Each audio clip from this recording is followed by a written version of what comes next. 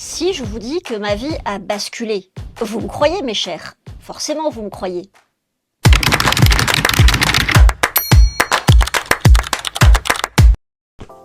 Bonjour mes chers et bienvenue dans cette nouvelle vidéo où l'heure du bilan a sonné. Alors, vous vous souvenez sans doute qu'il y a une quinzaine de jours, j'étais dans cette même chambre, désespérée, frustrée, et je vous avais dit que j'allais mettre en place un projet qui était censé changer ma vie rapidement. Ce projet, c'était Bascule. Donc, je vous rappelle de quoi il s'agissait.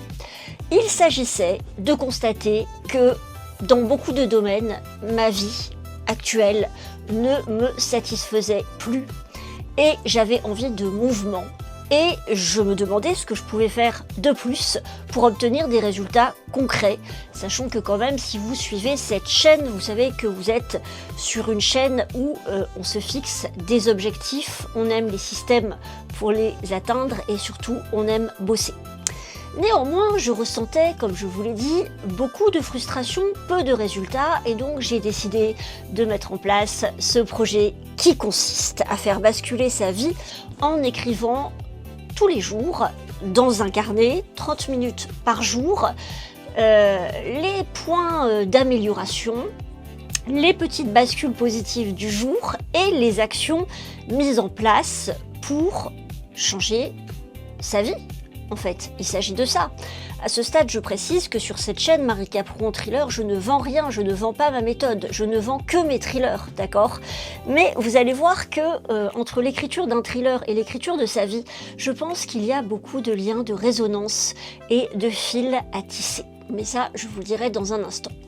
Donc, j'ai commencé ce projet Bascule, je vais vous dire ça tout de suite, précisément le mardi 19 mai 2026 et c'était le jour 790, le jour moins 790 puisque dans le projet Bascule, l'objectif c'est d'arriver dans 2 ans à avoir transformé concrètement un certain nombre de points concrets dans ma vie. Et aujourd'hui, au moment où j'enregistre cette vidéo, nous sommes précisément J-772, donc je laisse les petits matheux faire la soustraction entre 790 et 772, mais en gros je crois que je suis à un peu plus d'une vingtaine de jours de mon projet Bascule. Nous sommes le lundi, nous sommes le mardi 9 juin et je vais vous dire concrètement ce qui a changé. Nous sommes à 19 jours du projet Bascule. Et comme vous le voyez, eh bien, j'ai le poil brillant, la dent blanche, l'œil vif, bon. Mais surtout, j'ai retrouvé beaucoup de motivation. Alors, concrètement, j'avais listé un certain nombre de piliers que je voulais voir basculer dans ma vie. Évidemment, en 19 jours, tout n'a pas basculé, mais je peux vous dire que très concrètement, j'ai avancé sur au moins 5 fronts en même temps. D'abord, c'est tout bête, mais j'ai mis en place des dossiers pour pouvoir bénéficier d'aide à l'écriture. Alors pour moi, c'est ça. Pour vous, ça peut être autre chose. Je pense qu'à un moment donné dans notre vie, on a tous des démarches administratives à mettre en place qui pourraient considérablement améliorer notre quotidien et qu'on repousse parce qu'on a la phobie du dossier administratif. Je suis certaine qu'au moment où je vous parle, vous avez, je sais pas, une formation d'anglais à laquelle vous ne vous inscrivez pas parce qu'il faut remplir le dossier, une demande de subvention de je ne sais quelle activité. Je suis certaine que vous voyez ce à quoi je pense. Donc moi, ça, c'était quelque chose en suspens. Et j'ai décidé de m'y attaquer. Et en fait, ce qui est génial quand vous faites ça 30 minutes par jour, c'est que, un truc tout con, refaire son CV, si on ne met pas l'idée de refaire son CV dans une chaîne qui produit un résultat. Refaire son CV en soi, c'est chiant et démotivant. Voilà, on dit il faut refaire son CV, mais on ne sait pas vraiment pourquoi. Quand on refait son CV parce qu'en bout de course, il y a peut-être une bourse d'écriture ou une résidence d'écriture, bah on se dit c'est un petit maillon dans la chaîne, aujourd'hui je me tape juste ce petit truc-là et je suis tranquille. Donc, j'ai refait comme ça en 20 jours un certain nombre de démarches.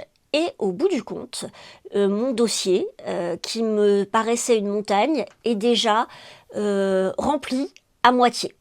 Donc ça, c'est formidable. Et donc, ça me fait moins peur pour entamer d'autres démarches administratives dans le but d'atteindre mes objectifs. Le principal, vous le savez, c'est de vivre de ma plume. Bien. Ensuite, et ça n'a rien à voir avec bascule, mais je l'ai inscrit dans ma grosse bascule des 20 derniers jours, c'est que j'ai obtenu une réponse positive pour aller au Salon du Livre de Montréal en novembre.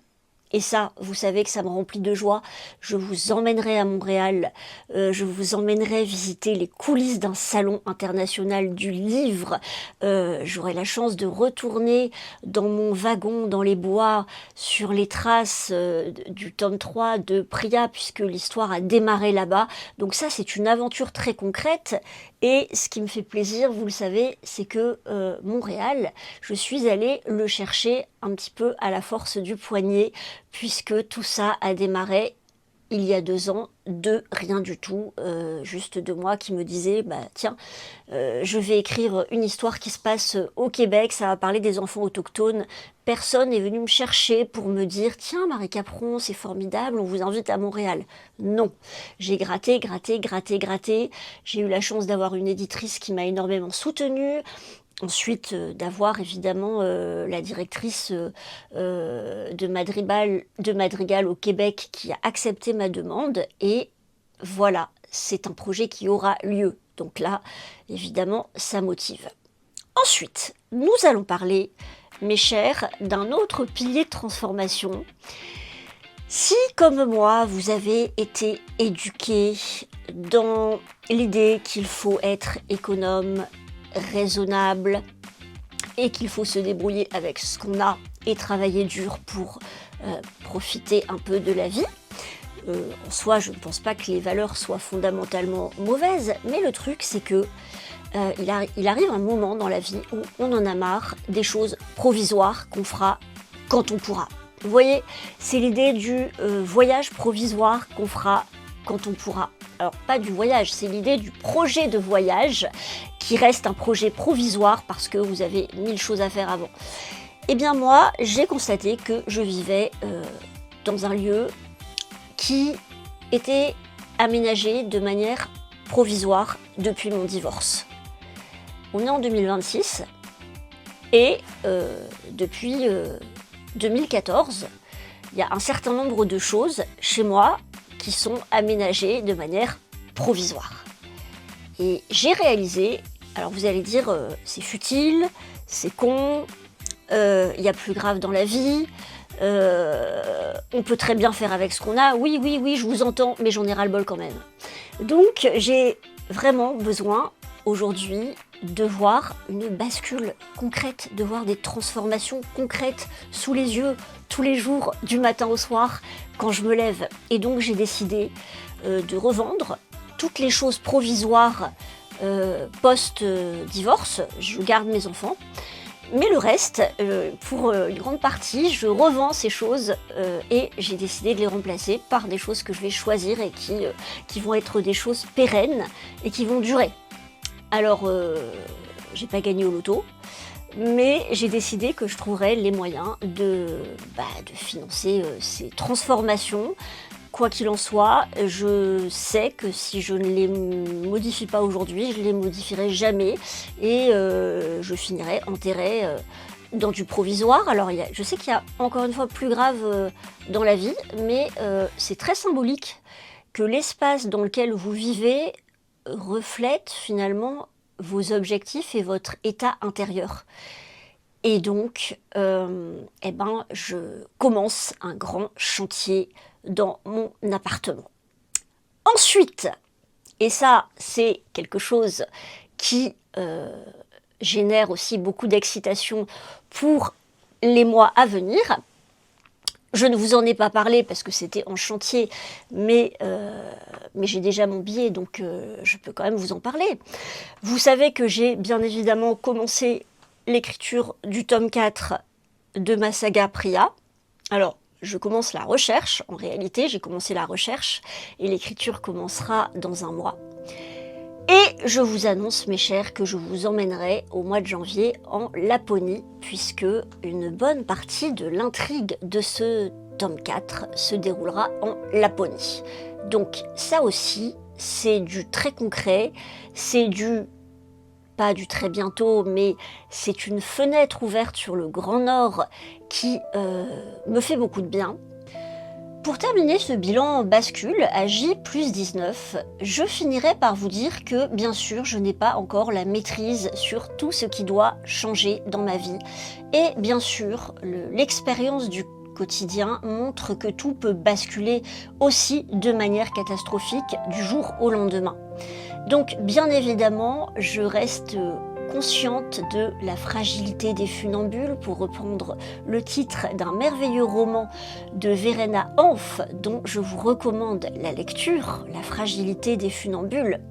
Mais même si j'ai conscience de cette fragilité, le projet Bascule me permet d'avoir une assise solide sur laquelle me reposer pour traverser les moments du quotidien qui me semblent un peu moins excitants. Et je ne vais pas vous mentir, depuis que j'ai mis en place ce projet et depuis que je me donne 30 minutes pour construire quelque chose de plus excitant, de plus trépidant, de plus grand, eh bien, je vois déjà les fenêtres s'ouvrir.